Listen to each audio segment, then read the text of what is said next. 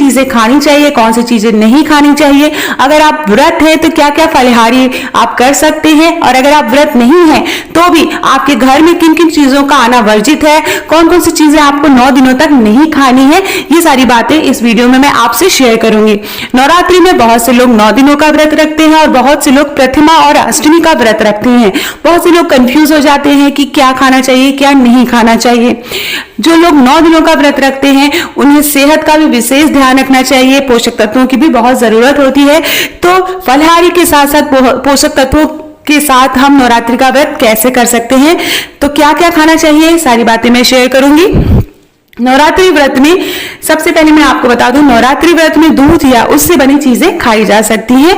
दूध से आप कई तरह के शेक या स्मूदी बना सकते हैं। अगर आपको डायबिटीज है तो आप नेचुरल शक्कर का आपके पास ऑप्शन है, आप चुन सकते हैं, जैसे कि गुड़ हो गया, शहद हो गया, खजूर हो गया, इन सब चीजों का आप इस्तेमाल कर सकते हैं।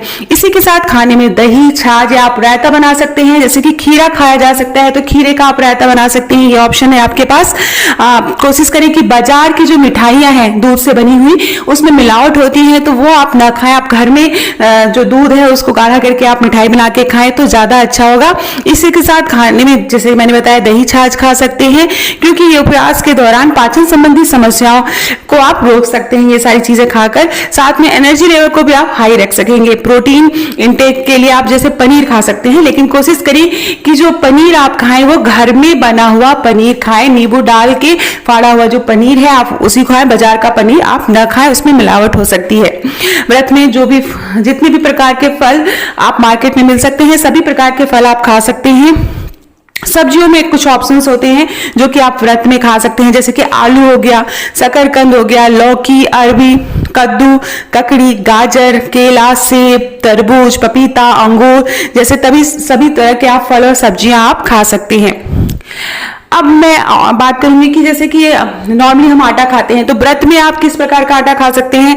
तो समा का चावल, राजगीरे का आटा आप खा सकते हैं, कुटू का आटा खा सकते हैं, साबूदाना हो गया, राजगीरा, सिंघाड़े का आटा के आटे आप खा सकते हैं। इनकी आप रोटियां, पूड़ियां या आप चाहे तो पराठे भी बना सकते हैं, चीला बना सकते हैं। तो ये सारे काफी ऑप्शंस आपके पास हैं, आप ये सारी चीजें आप खा सकते हैं।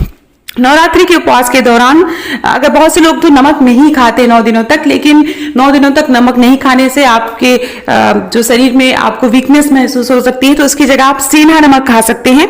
तो 9 दिनों तक आप सेंधा नमक का सेवन कर सकते हैं। इसके अलावा आप अगर हम मसालों की बात करें तो मसालों में जीरा, लौंग जैसे मसाले आप यूज कर सकते हैं, लेकिन मसालों में जैसे कि धनिया हो गया, हल्दी हो गया, गरम मसाले हो गया, तेज पत्ता हो गया, ये सारी चीजें जो है खाने में आपको वर्जित रखना है, इसको आपको नहीं खाना है। मसाले कोलेस्ट्रॉल और ब्लड शुगर लेवल को नियंत्रित करने के लिए जरूरी है। तो जैसे जीरा, अजवाइन आप ये डाल के आप अपने जो भी सब्जियां बना रहे हैं उसमें छौंका लगा सकते हैं।